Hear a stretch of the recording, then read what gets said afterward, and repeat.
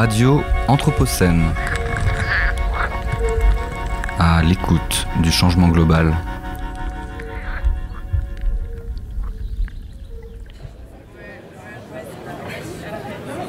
Le 20 mars 2024 à 13h30 a eu lieu la toute première masterclass du festival à l'école de l'Anthropocène. Elle portait sur les thèmes de la création artistique au sein des laboratoires de recherche. Eiko Buchholz est venue nous présenter sa démarche artistique et sa vision de la recherche. Écoutons maintenant les réactions du public. Ce que j'en ai retenu, c'est plus par rapport... je m'attendais déjà à ce qui parle de sciences plus techniques, technologiques, comme les neurosciences dont il a parlé, mais c'est pas vraiment ça.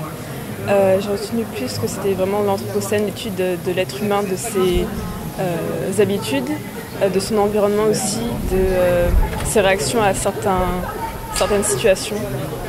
Plus par rapport à ça et comment on pouvait en jouer et créer de nouvelles formes d'art.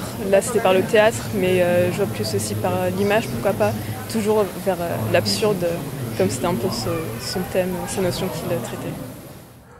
Pour être plus clair, existerait-il, par exemple, une exoplanète lointaine qui n'a pas encore pu être observée à ce jour et dont l'image de la surface est déjà imprimée sur le revêtement du couloir du 3e étage du bâtiment C? J'ai été assez fascinée par tout ce qu'il a pu raconter, la manière dont il procède avec les différents lieux, là, un peu le côté un peu surprenant en fait, un petit peu, je sais pas comment dire, pas trop conventionnel, ouais, pas trop, j'allais dire institutionnel, c'est pas ça, mais un peu le côté surprise, quoi, le côté, j'arrive pas à trouver le bon mot. Le prétexte, il crée des prétextes. Ouais, c'est ça, voilà. J'aime bien cette manière j'ai pas le bon mot, je suis pas linguiste moi. Cette manière d'interagir en fait avec des publics, avec les chercheurs, voilà, le côté un peu surprise qui amène un peu de magie, tout en apportant aussi quelque chose d'utile à mon sens. Moi je fais du théâtre, de la danse, j'écris, puis je suis actuellement sur un projet qui cherche qui mêlera les deux, donc j'étais curieuse de voir ce que d'autres personnes font et depuis longtemps, puisque là ça semble être un parcours ancré depuis des années et je me suis pas plus renseignée de ça, donc c'était une surprise et une heureuse surprise parce que il y avait beaucoup d'enfance, de légèreté, de jeu et c'était plaisant d'avoir quelqu'un qui partage aussi très simplement son goût de le faire. Je parle des maladies chez la crêpe, je parle de la distribution des crêpes en France. Il y a toute une biographie aussi, une biographie sur la crêpe conceptuelle, les épaisseurs des crêpes et leurs variations.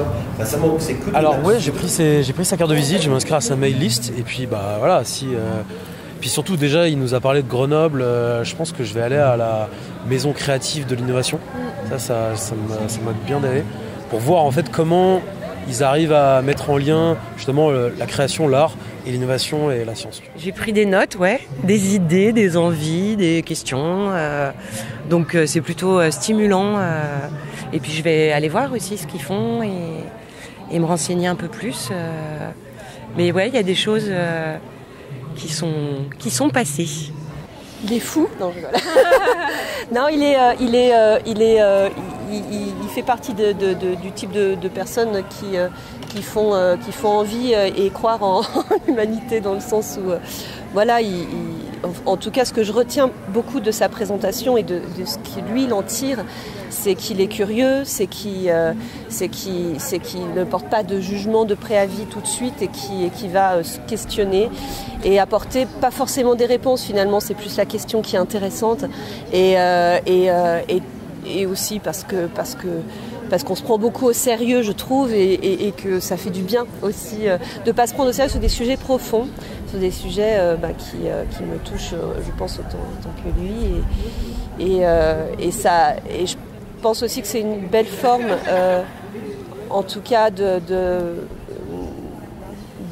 pouvoir clamer des idéologies, des pensées sous la forme de l'humour. Je pense que c'est la meilleure, parce que c'est déjà pas drôle ce qui se passe.